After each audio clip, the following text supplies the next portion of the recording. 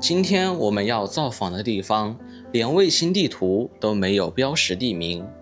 当我们到达山脚下，居然看到了2栋废弃的泥土房，看上去废弃的时间不长，而且大门装饰的古色古香，乐园2字映入眼帘。周围群山环抱，郁郁葱葱。想要到达山顶，仅有1车宽的蜿蜒盘旋的泥巴公路。我们费时约40分钟步行到达山顶，没想到是一位60旬的爷爷独居此处。他养殖了100多头野猪。山顶上是一栋崭新的泥砖房。这位翁爷爷守着整片山野经营养殖。他不仅养殖了野猪，还养了很多家犬，20-30只黑山羊，养蜂酿蜜。这位爷爷非常的质朴热忱，待人十分和善。离别时还赠予我们1罐自家产出的土蜂蜜。这位隐居高山的爷爷，守着山林万物，把山野日子过得充实又温暖。走遍湖山大地，领略风土人情。Hello， 大家好，我是天福。今天我又来到了湖南的一个大山深处，在这里我看到了这里有几栋泥土房，不过从周围的环境上来看，这几栋泥土房都已经废弃了。这个地方莫非是一个古村落吗？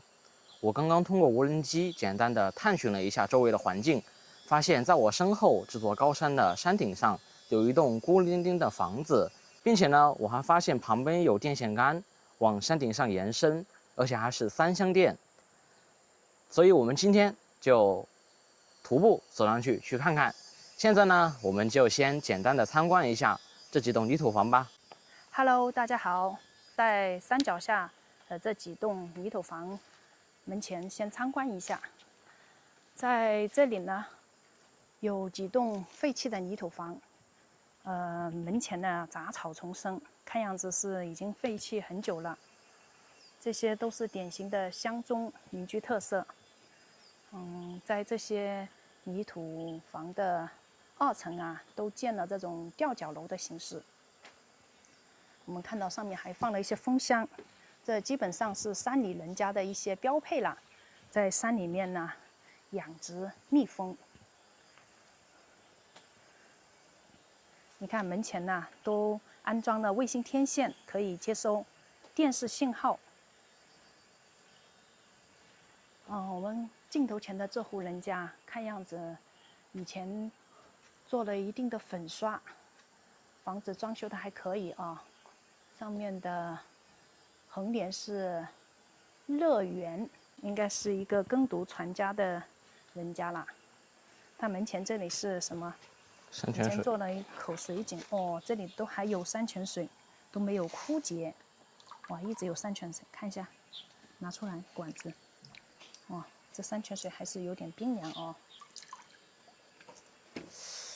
既然这里都没有人住了，但是它门口呢布置了很多山泉水管呢，难道他平时还会回来吗？看样子周边不像是有人住的迹象啊。我猜想他应该是在这里养蜂吧，你看那个蜂箱它都是新的。是的，上面的蜂箱都是新的，对不对？但是门前呢杂草丛生。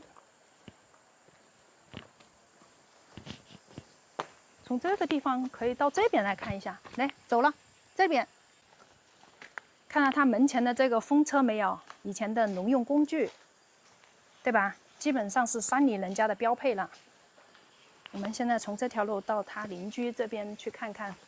你看他这个房屋啊，挨着房屋修建的，都是泥土房。这种房屋呢，看样子也是废弃了。不过它门前呢，就是没有什么超平啊，院平比较窄，修建在这个小山坡上面。门前是3棵桂花树，也是这种吊脚楼的形式。这几栋房屋的地基挺高的。你看它这个房屋的地基都是用原始的这种石头垒砌的，走吧，这边是下不去的，一个很高的坎，我们只能往这边下去。我们现在徒步从山上的一条碎石泥巴路到山顶上去探寻一下，开启今天的登山模式，打卡山里人家。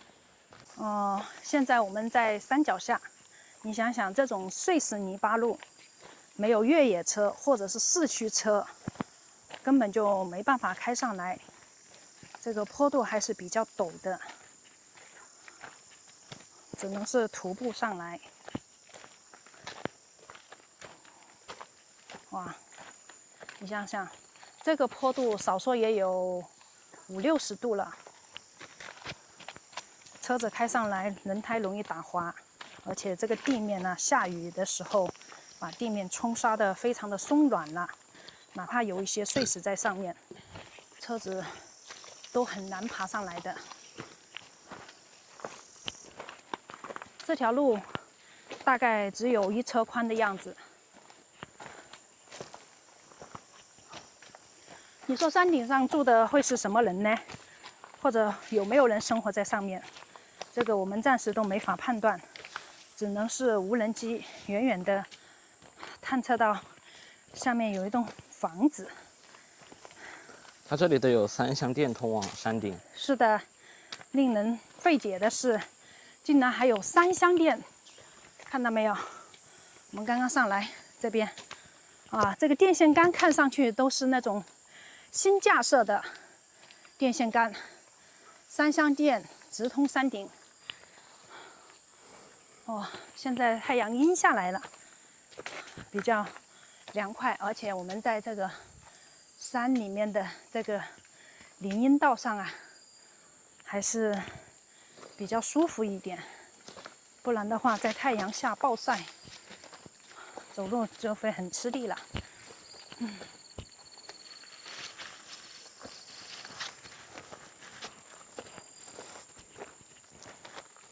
到这一节就是黄泥巴路了，一旦下雨的话，车子啊，那就真的是会非常的打滑。而且这一段路啊，呈 Z 字形陡坡下去，这里看样子都是那种没有开发的原始状态。所以，像这种路啊，你看一下，什么车子能上来？骑摩托车都比较困难，只能是步行。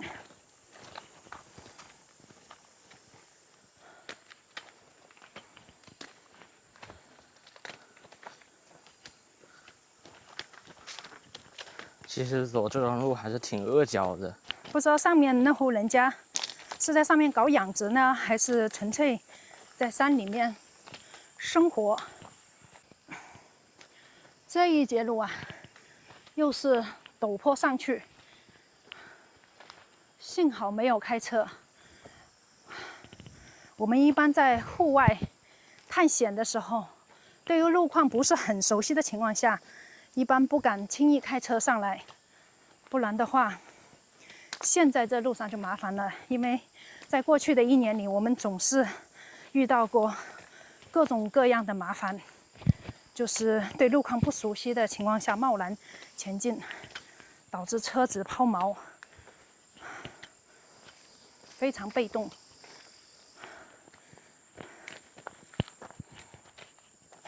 你看这些路面都是雨水冲刷的稀烂了。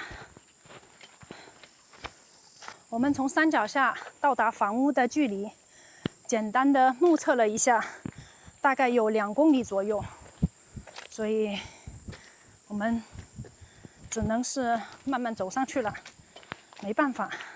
这一节路又是非常陡又弯的坡度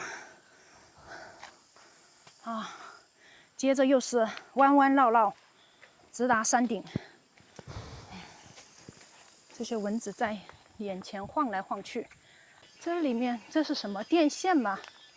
黑色的。哇，你看这个电线杆，一直从山脚下布上来的。这里拖了一根线，是啥线呢？这电线杆是2023年。难道是网线吗？哦，这边又是100把米深的山谷，到处是郁郁葱葱的杂草。天父走累了，在这里休息一下。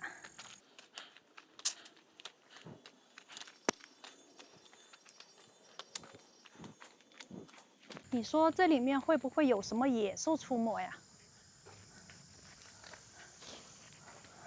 应该会有吧，像野兔啊、野猪啊、一些黄鼠狼啊。我估计今天会下雨呀，这些蚊虫啊，基本上在低空飞行。沿着电线杆布置的方向往前走，已经快要到达山顶了。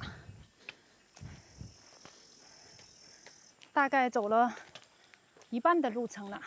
我们到大山里面来探访独户人家，感受大山里的人家的生活方式，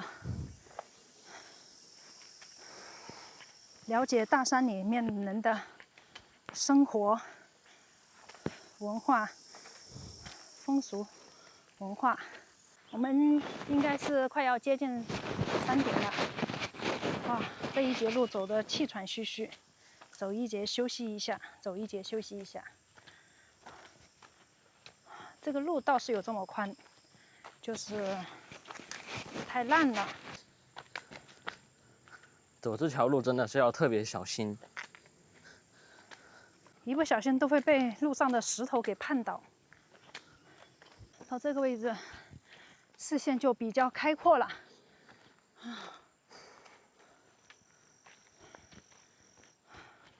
因为现在在中国，无人机只允许飞120米高，所以我们在山脚下的位置没法具体的探测到这山顶上的周边情况，只能是步行上来才能一探究竟。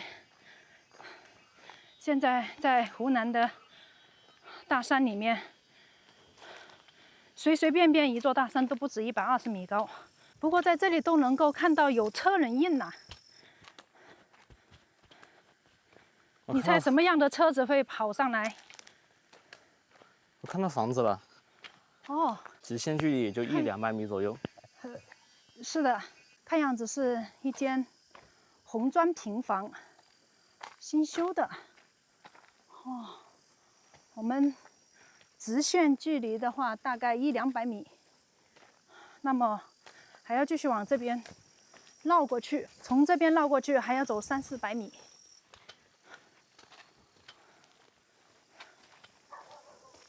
哇，听到狗叫的声音，那么我就可以80%-90%断定里面是有人居住的。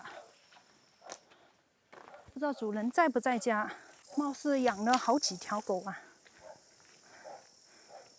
在大山里面独居，一个人在这里生活，养几条狗，还是明智的选择，可以作伴，又可以看家护院。你听到狗叫的声音吗？听到了，这么大的声音怎么可能听不到嘞？好像有好几条狗哦。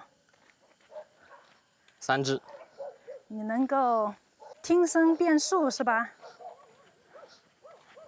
？3只左右吧。哇，这些3-4狗只听起来好凶的样子啊，不知道会不会咬人呐？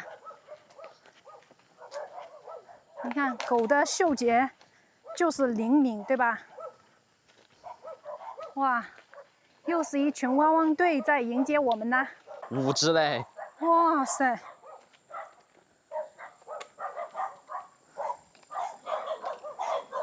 哎，不止嘞！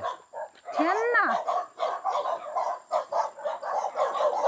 哇，这些狗看起来，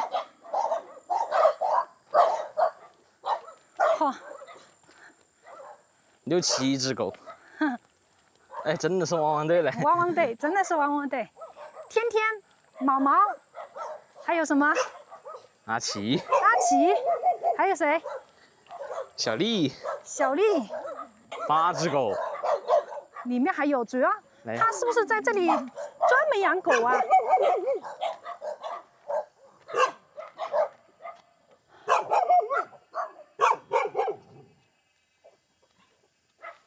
小心一点啊！有人吗？这个狗，不会咬了，走了。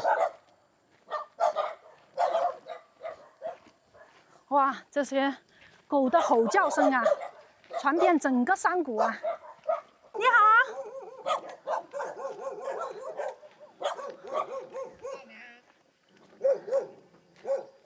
哇，这里是养的山羊还是什么啊？山羊了。我看一下，哇，这里全部是黑山羊啊！哇，这里貌似都有20多只哎。你好，大叔。哎，我们到这里来玩呐！哇，这些狗都是你一个人养的？哇，养这些狗这些狗会咬人不？不咬人啊？那就好。哎呀。你这狗养了多少条啊？你养了多少条狗啊？10几条啊！哇，你一个人在这大山里面养这么多狗啊！啊，您贵姓啊？姓翁啊。姓翁啊？哦，你年纪有多大呀？60岁呀？你是一个人在这里生活吗？在这里搞养殖？哦，我们从山脚下一直沿着泥巴路上来啊，走上来的。哎呦，好热！平时都是放养在这里了。你养这些狗，养这么多狗干嘛了？卖的吗？给就不行了。哦，要养这些狗啊，看家护院了。你的那个山羊，我刚刚看到里面没有放出去，还养了几只山羊啊？30多只啊，在这里种点菜。菜都没种上的。哦，你刚刚这条路只能从这边过来是吧？这边还有路过去吗？哦，那边还有人住啊？没有人住啊？哇，你这个房子是什么时候修建的？看样子是新修的。去年修的啊？哇，现在就你一个人在这里住在这里搞养殖。去年修建这个房屋的时候，这条路拖上来的这些建筑材料，哇，这条路好难走哎，像那种泥头车，可能走上来还行。我就一般你他走上来的呗。对，是你的面包车吗？哇，你的面包车都是开上来的，那你真厉害。我看这个路都被冲刷的好松软呐，走车子还是比较困难的。你一个人在这山里面养了这么多狗，倒是不怕了。哎，那是什么？野猪吗？是什么品种的猪？黑猪吧。它也是。野猪啊？哇，你在这里还养野猪啊？养了多少只了？有100多只。100多只啊！哇，你一个人忙得过来呀？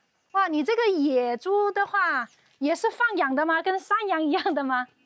一样的。也是跟山羊一样放养出来的。哎呀，这几辆摩托车都是你的？这里就你一个人在这上面啊？哇，这个你也是好厉害哟！你的家人呢？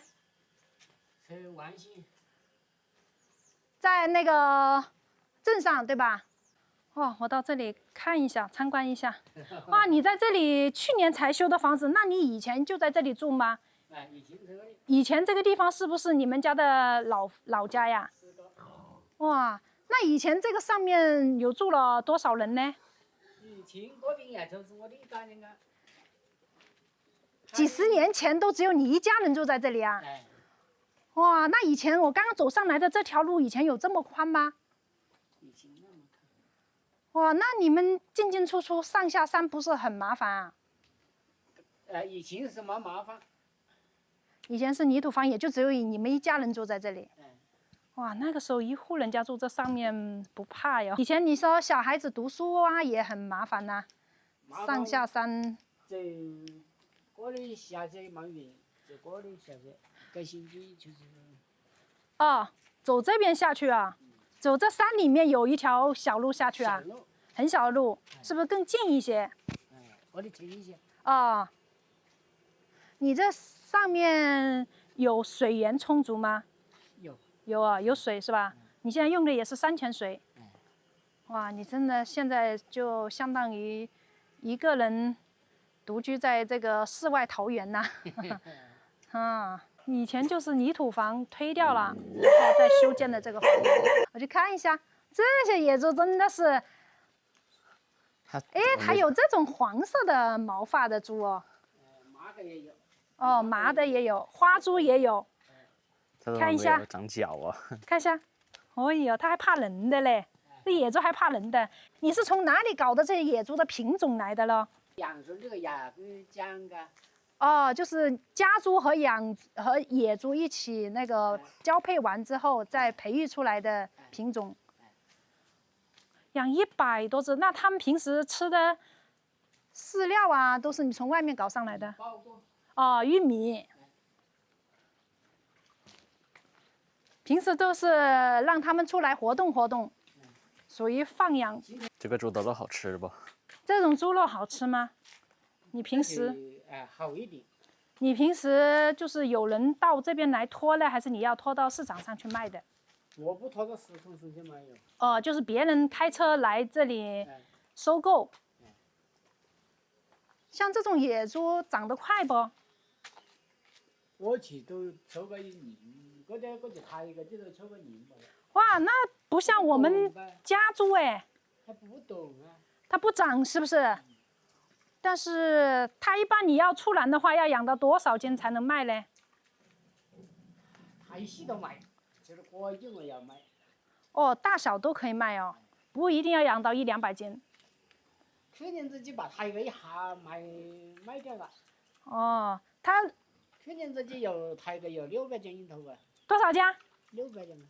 600斤呐、一头啊，野猪啊，那你要养多久哦？4年。养4年。哇塞，那4年要吃多少粮食啊？吃不蛮多。他们除了吃这个玉米，他还会吃外面的草啊。草啥的。什么都吃。什么东西都吃。哦，什么东西都吃。你看啦，它在吃什么东西啊？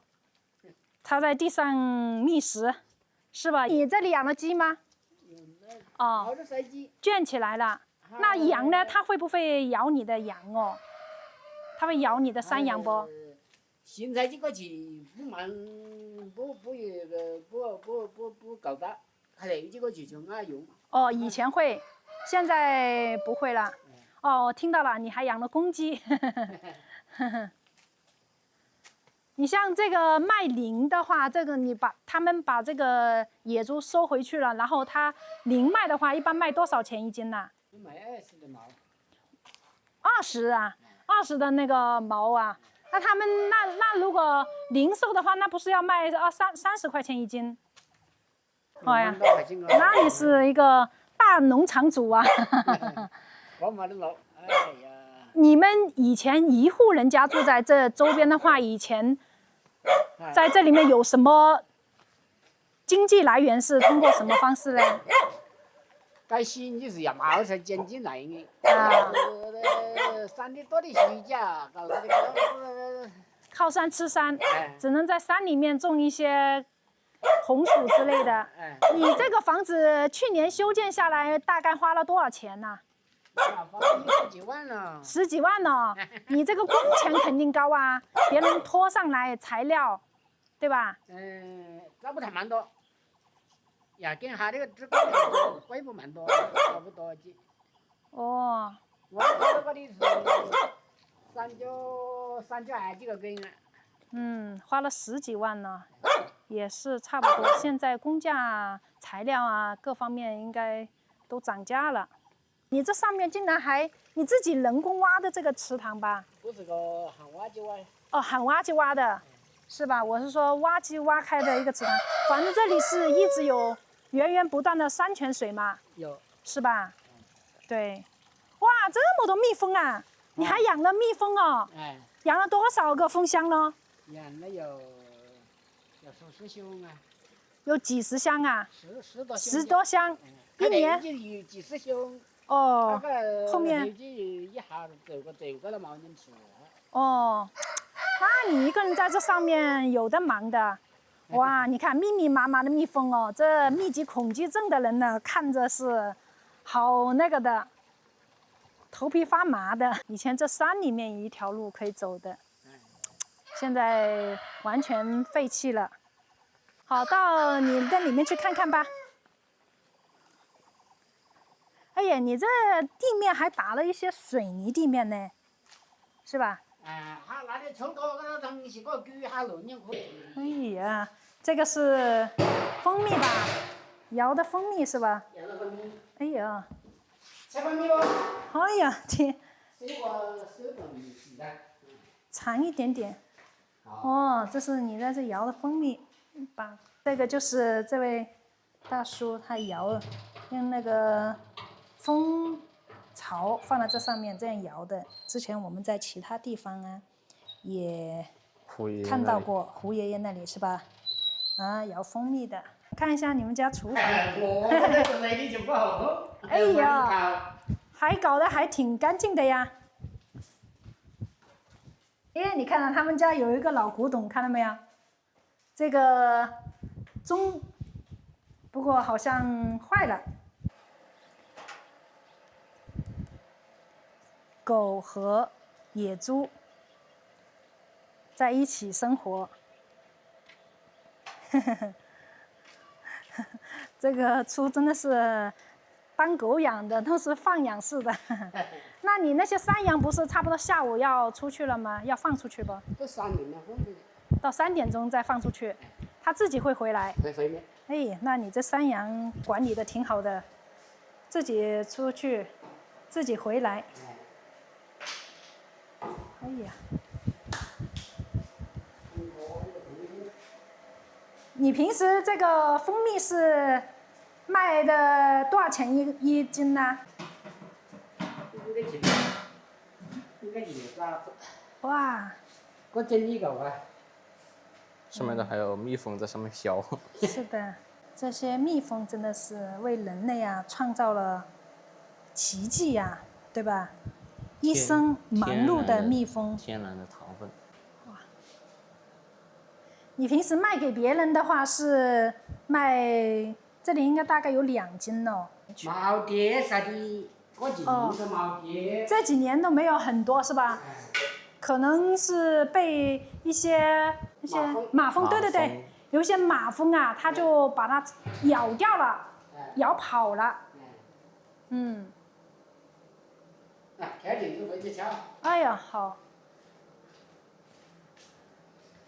哎呀，好，真的是太谢谢你！你平时不是要拿出去卖的呀？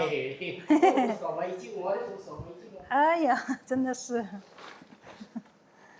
我们是走上来也没有什么东西给你的，来呀，送一包麦片给你吃。不要，要拿着，我们不好意思吃你的东西啊。哎，你这里上面是还装了网络是吧？有 WiFi。哎。你平时家里看电视吗？看手机都是。哦，现在有网络。我在上来的时候看到一根黑色的线牵上来的，应该是网线吧？哦，我在路上走的时候我就想，哎，这里一根黑线一直从下面牵上来，我猜应该是网线了，是吧？有网络，然后有水有电，然后住在这上面还是比较方便的。就是有把水泥嘛，那个路。哎，对对对，有水泥路的话，别人就不用走路上来。你像普通的车，像我们车子的话，我真的没敢开上来。你像越野车的话，就问题不大。这房子住的热不？啊？这房子热不热？不热呗。你像冬天的话，这边会不会有好大的风啊？也没有这地方。也没有啊。啊，那你过年的时候啊，过年过节的时候，是你家人到上面来陪你过呢，还是你到山下去呢？我到万兴啊。哦，就是过年的时候就到山下去跟家人一起过，啊，那是挺好的。他们估计平时工作也忙，这是你自己在山里面摘的茶叶吗？这是什么茶呀？那是文林啊茶，文林啊。我好像以前见过，这种茶是不是对那种高血压的人有很好的那个呀？是不是啊？是不是有助于那个降血压的那种茶叶？好像是这种。哇，这种茶叶要是摘得多的话，都是野生的嘛？野生的。对呀，摘得多的话，卖的价钱好像几百块钱一斤呢。你这种干的，卖100块钱啊？100块钱一斤应该很正常了，因为你晒干了嘛。好，留个联系方式吧，到时候有人要蜂蜜的话，山里的蜂蜜的话，我就找你买。这条路的话，是不是你请别人用挖机把这个路挖宽的哟？我请挖机个。从山脚下，从那个下里去，搞到过路一下搞，花个20几万。20多万呐！哎呀，你真的是大老板呢。那你们还是积累了一定的资本呢，你才有这个财力呀。你想这条路就几十万，什么概念啊？我们在大山里面也碰到过其他的这种，也是类似你这种农场主，真的也是花几十万先把路给修通了。只是说打水泥路那就要耗费很多钱了。打水泥路是要找的有有台老王啊。对，要有人投资，至少都有几十万，你才能修水泥路上来。这里就是很安静，也适合养老。这些猪啊、狗啊，它们真的会找地方，找到这个车子底下，躺在这里睡觉。你现在一个人在这上面，也就是没人聊天就是。不过现在有智能手机，一天也能打发时间。然后一天到晚也是要忙。你平时多久会下山去嘞？每天下山。每天都会下山，骑摩托车方便一些。我刚刚上来的时候，我还在想，骑摩托车这个路都够呛啊，要技术很好啊。是的啦，那个路啊，被雨水冲沙的呀。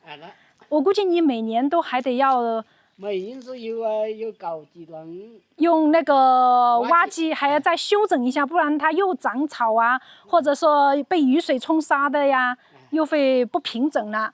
是的，所以这段路都还得养护。有一小流路的。哎，养护都得花不少的成本呐。我们走了，不打扰你休息了。现在是中午，好，以后有机会再来玩。好吧，谢谢你啊。拜拜。没想到在这山顶上，竟然是一位60的爷爷独自一人生活在这上面做养殖。他在这个山上养了100多头野猪，养了30多只山羊，还养了很多条狗，养鸡、养鸭，在这里养蜂酿蜜，把日子过得越来越充实又自由自在。那我就在这里祝他的养殖业越做越大，生意越来越兴隆吧。好啦，今天就给大家分享到这里啦，感谢大家的收看，我们下期视频再见，拜拜。